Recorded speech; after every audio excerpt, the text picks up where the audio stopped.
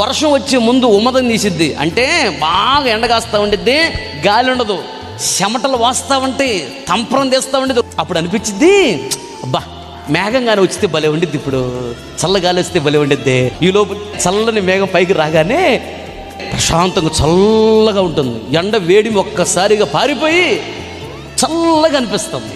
అప్పుడు దాకా ఉన్నటువంటి ఎండ వేడి ఆ చల్లని మేఘం నీడ రాగానే అణిగిపోయింది. ఎండ వేడిమి అంటే దాని అర్థం ఏంటంటే బలత్కారుల యొక్క జయ కీర్తన. అంటే నీ శత్రువులకి నీ మీద జయం ఉండదు అని చేస్తాడు. నీకు విరోధంగా లేచి నీ అంతు చూస్తా, నేను ఇడుస్తా, పొడుస్తా, జైలుకి లాగుతా, కోర్టుకు లాగుతా, అది చేస్తా, ఇది చేస్తా, పలుకుబడి ఉంది, అది ఉంది, ఇది ఉంది, డబ్బు ఉంది నాకు అని రకరకాలుగా మాట్లాడతారు. ఆ మాటలు నీకు భయం వేస్తుంది. ఇలాంటి మనుషుల యొక్క ఎండ వేడికి నువ్వేమి కంగారు పడగాక.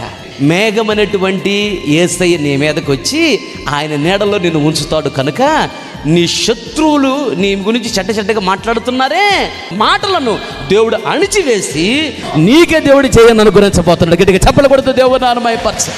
Praise the lord, hallelujah.